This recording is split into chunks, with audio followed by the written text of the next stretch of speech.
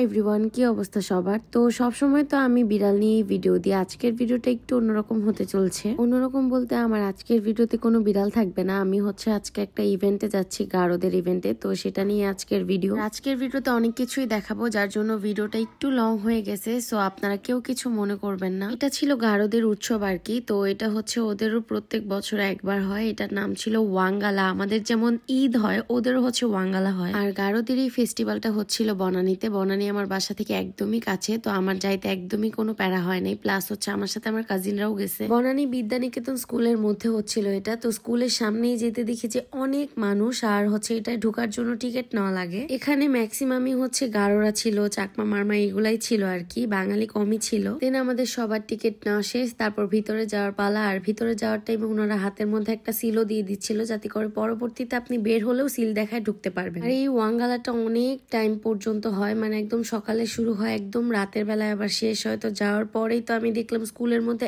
এত মানুষ। তারপরে দেখলাম যে এই স্টেজের মধ্যে গারোদের ট্রেডিশনাল ডান্স করতেছে, মানে অনেক সুন্দর ছিল। আমার কাছে অনেক ভালোই লাগছে যাওয়ার পর, মানে ফার্স্ট টাইম গেছি, এক্সপিরিয়েন্স ভালো ছিল। আসলে মেনলি এখানে আমাদের দুইটা ফ্রেন্ড ছিল এখানে। তো মানে এই ফ্রেন্ডের মধ্যে একটা ছিল মানে গারো আর কি। তো ওদেরই এই ওয়াঙ্গালাটা ছিল। তো ওই আমাদেরকে ইনভাইট করছে যে তোরা আয়, ঘুরে যা, ভালো লাগবে। তো আমরা গেছি, আসলে অনেক ভালো লাগছে। তো একটু পরে ওয়াঙ্গালার একজন মানে প্রধান কি যেন হয়, ওনারা আসছিল, এমপির মধ্যে অনেক কিছু আসছিল। তো ওনাদেরকে বরণ করতেছিল ফুল দিয়ে। তো তারপর গারোরা আবার ডান্স করতেছিল ওদের সুন্দর ট্রেডিশনাল ডান্সটাকে। তো তারপর ফাইনালি আমাদের এখন বের হয়ে যাইতে হবে, কারণ আমার আবার আরেকটু কাজ আছে গুলশানে। সো গুলশানে যেহেতু আমাদের শপ আছে, তো ওখান থেকে আমি ডিরেক্ট একদম আমাদের শপেই গেছি। তো তারপর ওখান থেকে কোল্ড কফি খেয়ে বের হয়ে গেছি।